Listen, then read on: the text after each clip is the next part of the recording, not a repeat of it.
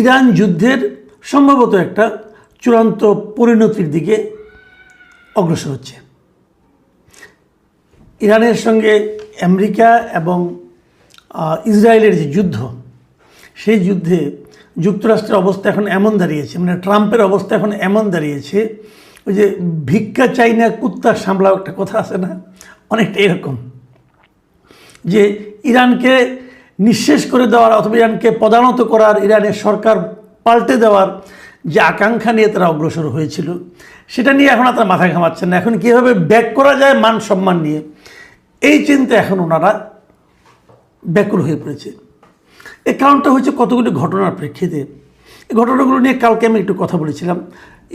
যুক্তরাষ্ট্র ভেবেছিল, ট্রাম্প ভেবেছিলেন যে ওনার সঙ্গে বোধহয় ওনার মিত্র যারা আছেন ইউরোপের কান্ট্রিগুলো, ফ্রান্স, জার্মানি অথবা ইংল্যান্ড, হ্যাঁ, এরা সবাই বোধহয় ওনার সঙ্গে যুক্ত হবেন এবং সবাই মিলে বোধহয় তাকে আক্রমণ করবে ইরানকে।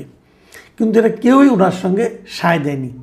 সবাই বলেছে যে এই যুদ্ধ আমরা শুরু করিনি, এটা আমাদের দায় না, আপনাদের কাজ আপনি করেন। এবং সবাই এই যে পিছু টান দিয়েছে, কেউ যে তার সঙ্গে নেই একমাত্র ইসরায়েল ছাড়া। এই জিনিসটা আমেরিকার ভেতরেও, মানে যুক্তরাষ্ট্রের ভেতরে যারা নাগরিকরা আছেন তারাও কিন্তু এই একই কথা বলছেন। এবং ট্রাম্প যে এখন অসহায় বোধ করছেন, ট্রাম্প যে এখন মান সম্মান নিয়ে ফিরতে চাচ্ছেন, তার একটা নমুনা আমরা দেখলাম সর্বশেষ। ওনার যে নিজস্ব যে একটা ট্রুথ সোশ্যাল আছে, একটা মানে সোশ্যাল মিডিয়ার মতো, যেখানে উনি নিয়মিত ওনার বক্তব্য দেন, সেখানে উনি লিখেছেন সবশেষে যে একদিন আগে ইসরায়েল যে ইরানের দক্ষিণাঞ্চলে একটা গ্যাস ফিল্ডে আক্রমণ করেছিল, সেই আক্রমণের বিষয়টা উনি আগে জানতেন না। মানে ইসরায়েল তাকে বলেনি তারা আক্রমণ করতে যাচ্ছে। আচ্ছা, আক্রমণ করেছে তা উনি আবার এখান থেকে ব্যাক করতে চাচ্ছেন কেন? মানে আমি জানি না এই কথা বলতে চাচ্ছেন কেন? চাচ্ছেন এই কারণে যে এই আক্রমণের পাল্টা জবাব হিসাবে ইরান আবার কাতারের একটা গ্যাস ফিল্ডে বোমা মেরেছে এবং সেটাও জ্বলছে এখন। এবং এই কাতারের গ্যাস ফিল্ডে বোমা মারার পর, হামলা করার পর, এখন ট্রাম্প বলার চেষ্টা করছে যে তোমরা এখানে আর মেরো না। কারণ একটা জিনিস আপনি বলবেন যে কাতারে বোমা মারছে, তা ট্রাম্পের কেন লাগে? এই কারণে ওই যে ছোটোবেলায় পড়েন নাই যে রাক্ষসের জানটা থাকে, তার প্রাণ ভ্রমরা থাকে আরেকটা আপনার ভ্রমরের বুকের মধ্যে, মধ্যে হৃদয়ে, মানে ওনার হৃদয়টা আরেক জায়গায় থাকে, ওনার জানটা ওখানে থাকে। তো এরকম টোটাল মধ্যপ্রাচ্যে যুক্তরাষ্ট্রের প্রাণ ভ্রমরত্ব এগুলো, এই যে কাতার, কুয়েত, সৌদি আরব, তারপরে বাহরাইন, UAE, এইগুলো হলো গিয়া যুক্তরাষ্ট্রের প্রাণ ভ্রমরা। এই সব জায়গায় ওনার যুক্তরাষ্ট্রের ঘাঁটি আছে এবং ঘাঁটিগুলো তারা করেছে হলো গিয়া এই দেশগুলোকে হেল্প করার জন্য, এই দেশের যে রাজতন্ত্র আছে সেটাকে টিকিয়ে রাখার জন্য। এখন যদি আজকে কাতার আক্রান্ত হয়, কালকে কুয়েত, বাহরাইন অথবা UAE অথবা ওমান অথবা সৌদি আরব বলবে যে তুমি তো কাতারকে রক্ষা করতে পারলে না, তাহলে তোমাদের সঙ্গে আমাদের কী সম্পর্ক, আমি কেন তোমাকে হেল্প করব? তো এই যে বিষয়গুলো, এগুলো কিন্তু ট্রাম্পকে আসলে বিচলিত করে তুলছে। কারণ এদের টাকা পয়সা সবই তো ট্রাম্পের, মানে যুক্তরাষ্ট্রের কাছে রাখা আছে। তো এই জায়গা থেকে বাঁচার জন্য এখন সে বলতেছে যে আমি ইসরায়েলকে বলে দিয়েছি আর তোমরা ইরানের কোনো গ্যাস ফিল্ডে আক্রমণ করবে না। তারপর আবার আত্মসম্মানের কথা চিন্তা করে আরেকটা ফুটনোট দিয়েছি। ফুটনোটটা হলো যে যদি ইরান কাতারের আরও কোনো গ্যাস ফিল্ডে আক্রমণ করে, তাহলে কিন্তু একটা বড় ধরনের অঘটন হবে এবং ইরানের সবগুলো গ্যাস ফিল্ডে আমি আক্রমণ করব। বুঝতে পারছেন, এটা হলো কি আপনার আত্মরক্ষা, সম্মান রক্ষার জন্য এগুলো বলা আর কি। তার মানে যাচ্ছে যে ওনারা মোটামুটি, ট্রাম্প মোটামুটি ধরে নিয়েছে যে উনি আসলে গেছেন, মানে ওনার সেই জয়ের যে আশা নিয়ে মাঠে নামছিলেন সেটা বোধহয় আসলে পূরণ হচ্ছে না। এখানে আরও একটা বিষয় ট্রাম্পকে কিছুটা বিচলিত করেছে, সেটা হলো গিয়ে এই যুদ্ধে তো ব্যাপক অর্থের খরচ হচ্ছে, ব্যাপক অর্থ ব্যয় হচ্ছে, তাই না? এই অর্থ ব্যয়টা কী পরিমাণ সেটা অবশ্য অ্যাকুরেট হিসাবটা এখনও পাওয়া যায়নি।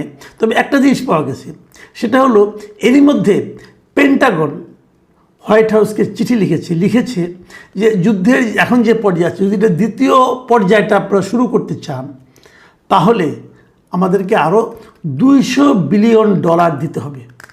মানে পেন্টাগন হোয়াইট হাউসের কাছে $200 বিলিয়ন চেয়েছে এই যুদ্ধের সেকেন্ড ফেজ চালু রাখার জন্য। তাহলে প্রথম ফেজে আরও বেশি খরচ হয়েছে। সেটা কত হতে পারে? এই যে বিপুল অর্থ যাচ্ছে, এটা কার অর্থ? এটা কিন্তু যুক্তরাষ্ট্রের একজন সিনেটরের অধীনে একটা বক্তব্য শুনলাম, একটা ভিডিও দেখলাম। উনি বলতেছেন যে এই যে বিপুল অর্থ যাচ্ছে, এটা কার টাকা? এটা যুক্তরাষ্ট্রের জনগণের টাকা। যুক্তরাষ্ট্রের জনগণের টাকা এভাবে দেদারসে খরচ করা হচ্ছে কার স্বার্থে? এই যুদ্ধে তো যুক্তরাষ্ট্রের কোনো স্বার্থ নেই। ইরানের ক্ষমতা পরিবর্তন হলে স্বার্থ লাভ হবে ইসরায়েলের, না যুক্তরাষ্ট্র। তো যুক্তরাষ্ট্র দেখেন ট্র্যাপড হয়ে গেছে, এবং যুক্তরাষ্ট্রের ভেতরে সাধারণ নাগরিকদের মধ্যে কিন্তু এটা নিয়ে প্রশ্ন এখন উঠছে, এবং তারা সিরিয়াসলি বলছে যে কেন আমাদের ট্যাক্সের টাকা আমরা ইসরায়েলের জন্য খরচ করব? কোনো জবাব নাই, ট্রাম্প কোনো জবাব। এবং উনি নানা রকম গাল গল্প করে, নানা রকম ইতিবাচক কথাবার্তা বলে, এই জিতে গেলাম, আজকেই জিতবো, কালকেই জিতবো, যে যুদ্ধ চালানোর মতো ইরানের আর কোনো সক্ষমতা নেই, এগুলি বলতেছেন। এগুলি যদি সক্ষমতা যদি না থাকতো তাহলে কাতারে আক্রমণ করলো কীভাবে? যদি সক্ষমতা না থাকতো তাহলে ট্রাম্প কেন নিজে ট্রুথ সোশ্যালে যে তাদেরকে রিকোয়েস্ট করছে তোমরা আর মেরো না, আর মারলে কিন্তু আমরাও মারবো। তো এই যে বিষয়গুলো না, এগুলো কিন্তু আসলে খুব এখন একদম মানে স্পষ্ট হয়ে যাচ্ছে যে এই যুদ্ধে যে লক্ষ্য নিয়ে যুক্তরাষ্ট্র মাঠে নেমেছিল সেটা বোধহয় অর্জিত হচ্ছে না। এর মধ্যে আরেকটা কথা বলি, আমি একটা টেলিভিশনে একটা দেখলাম, একটা প্রোগ্রাম দেখলাম বিদেশের। সেখানে বলা হচ্ছে যে একটা ট্রাম্পকে তারা তুলনা করছে এই যুগের হিটলারের সঙ্গে।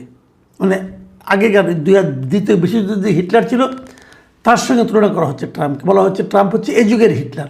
যুক্তরাজ্যের শেফিল্ড ইউনিভার্সিটির একজন অধ্যাপক, তার নাম হলো অধ্যাপক হেঙ্ক ডি বার্গ।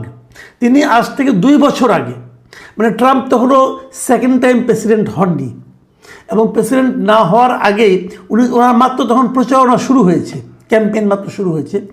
ওই সময়ে এই প্রফেসর বার্গ ভবিষ্যৎবাণী করেছিলেন যে ট্রাম্প যদি আসে তাহলে সেটা পৃথিবীর জন্য আরেকজন হিটলারের আগমন ঘটবে। এবং উনি একটা বই লিখেছিলেন, সেই বইয়ের নাম হলো Trump and Hitler, A comparative study of lying. মানে সহজ বাংলা করলে হলো ট্রাম্প এবং হিটলার মিথ্যা বলার একটা তুলনামূলক আলোচনা, মানে মিথ্যার একটা তুলনামূলক আলোচনা।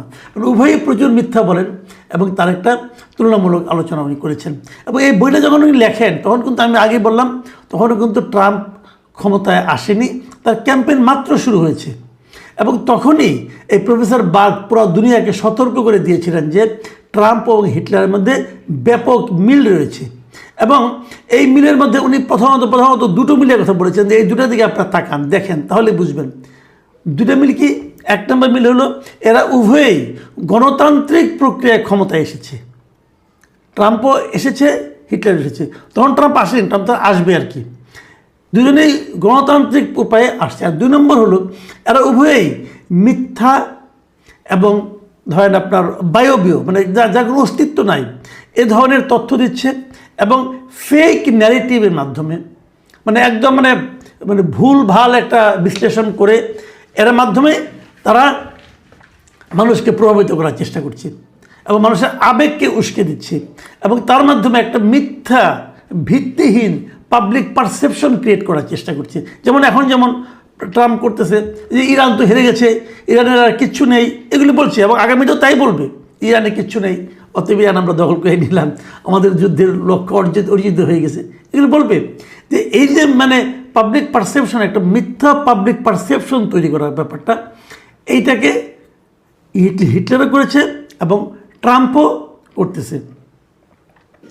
এইভাবে ওই যে হিটলারের সময় আপনারা শুনেছেন যে একটা মিথ্যা যদি 50 বার বলা যায় তাহলে নাকি সে সত্যের মতো শোনা যায়।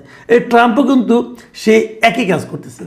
উনি আরেকটা মিলিয়ে কথা বলেছেন যে হিটলার যখন ছিলেন তখন উনি কিন্তু হিটলার মানে জাতিগত একটা বিদ্বেষ তৈরি করেছিল, যে হিটলার তখন ইহুদিদের ব্যাপারে হেট স্পিচ ছড়িয়ে দিয়েছিল, মানে ইহুদিদের ব্যাপারে একদম জাতিগতভাবে একটা ঘৃণা উনি ছড়িয়ে দিয়েছিলেন। এর বিপরীতে ট্রাম্পকে এই প্রফেসর বার্গ বলতেছে যে ট্রাম্প একই কাজ করতেছে ইহুদিদের পক্ষে। এবার উনি এই হেট স্পিচগুলি ছড়াচ্ছেন মুসলিমদের বিরুদ্ধে, মানে এরকম দারুণভাবে কিন্তু উনি মিল দেখিয়েছেন। এবং উনি বলেছিলেন, তখন ইলেকশনে আগ মুহূর্ত করেছিলেন, তো উনি বলেছিলেন যদি ইলেকশন যদি ট্রাম্প জিতে যায় তাহলে কিন্তু হিটলারের ওই যে ঘটনাগুলি তার পুনরাবৃত্তি ঘটতে পারে। হিটলার কিন্তু দ্বিতীয় বিশ্বযুদ্ধ হিটলারই শুরু করেছিল। এখন ট্রাম্প সেই কাজটা করতে যাবে কি না এটা বলা বড় কঠিন। এবং প্রফেসর বার উল্লেখ করেছিলেন যে ট্রাম্প হলো নতুন একজন আমেরিকান হিটলার।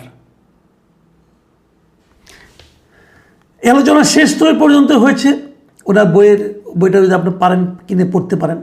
কিন্তু যে প্রসঙ্গটা আমি আলোচনা করতে চাই সেটা হলো, ট্রাম্প কেবল নিজে হিটলার হয়ে গেছেন, হিটলারের মতো আচরণ করছেন তাই না, একই সঙ্গে উনি কিন্তু যুক্তরাষ্ট্রের যে বিশ্বব্যাপী একটা ইমেজ ছিল সুপার পাওয়ার হিসাবে, একটা ব্যালেন্সিং ক্যাপাসিটি ছিল, সেটাও কিন্তু ট্রাম্প নষ্ট করে দিয়েছে।